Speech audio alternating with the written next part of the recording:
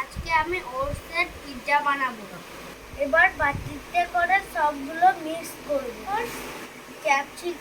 Capsicum, লঙ্কা কুচি, tomato কুচি, গুঁড়ো, ডিম, নুন, চাট মশলা, ওটস দিয়ে দেবো।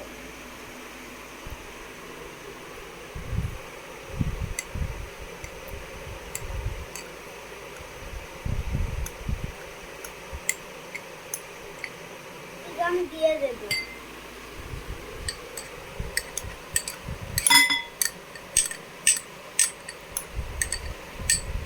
দিয়ে দেবো।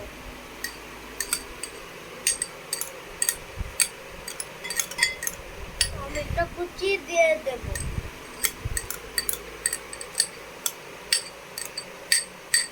জিরা গুঁড়ো দিয়ে দেবো।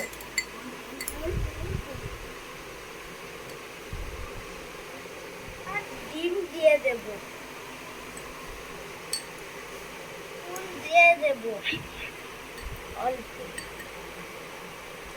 চাট মশলা দিয়ে দেবো। মিক্স করব। হয়ে গেছে, এবার পিৎজা বানাবো। হয়ে গেছে, এবার অল্প করে একটু সাদা তেল দিয়ে দেব।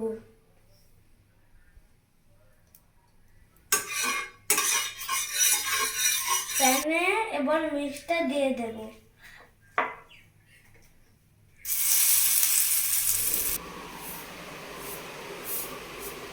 পিৎজা রেডি, এবারে খেয়ে টেস্ট করে দেখব।